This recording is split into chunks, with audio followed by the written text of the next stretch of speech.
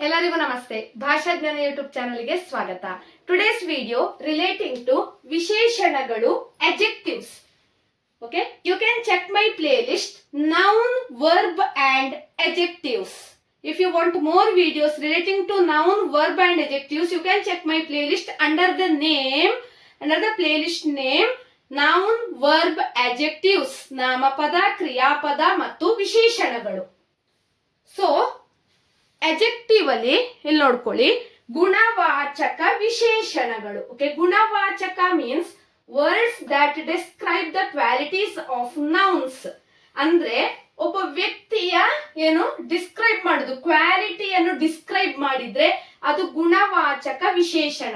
ಅರವಿಂದನು ಪ್ರಾಮಾಣಿಕ ಮನುಷ್ಯನು. Okay, Arvind is the ಪ್ರಾಮಾಣಿಕ ಮನುಷ್ಯ, ಅಂದ್ರೆ ಹಾನೆಸ್ಟ್ ಪರ್ಸನ್. ಯಾರು? ಅರವಿಂದ. ಅವಳು ಜಾಣೆ ಹುಡುಗಿ, she is good girl. Honest and good is the qualities of the person.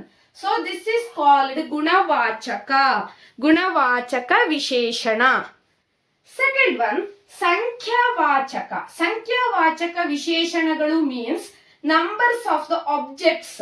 ನನ್ನ ಹತ್ತಿರ 5 ಪುಸ್ತಕಗಳಿವೆ. I have 5 books.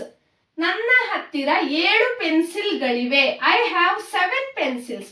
This 5 and 7 is the numbers of the objects. So numbers of objects ಅನ್ನು ಎಕ್ಸ್ಪ್ಲೇನ್ ಮಾಡಿದ್ರೆ ಅದು ಸಂಖ್ಯಾವಾಚಕ ವಿಶೇಷಣ. So the third one is ಪರಿಮಾಣವಾಚಕ means size or measurement of the things. Like ನನಗೆ ಸ್ವಲ್ಪ ನೀರು ಕೊಡಿ. Here there is no mentioned any number.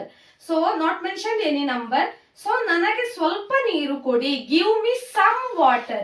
Here there is some, few, very. These are all ಪರಿಮಾಣವಾಚಕ.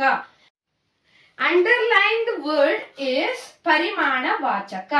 ಗುಣವಾಚಕ, ಅರವಿಂದನು ಪ್ರಾಮಾಣಿಕ ಮನುಷ್ಯ. ಗೆರೆ ಎಳೆದ ಪದ ಯಾವ ವಾಚಕ? ಗುಣವಾಚಕ. ನನ್ನ ಹತ್ತಿರ 5 ಪುಸ್ತಕಗಳಿವೆ. Underlined word which one? ಸಂಖ್ಯಾವಾಚಕ. ಪರಿಮಾಣವಾಚಕ, ನನಗೆ ಸ್ವಲ್ಪ ನೀರು ಕೊಡಿ. ಸ್ವಲ್ಪ ಅಂಡರ್ಲೈನ್ಡ್ ವರ್ಡ್, ಇದು ಯಾವ ವಾಚಕ?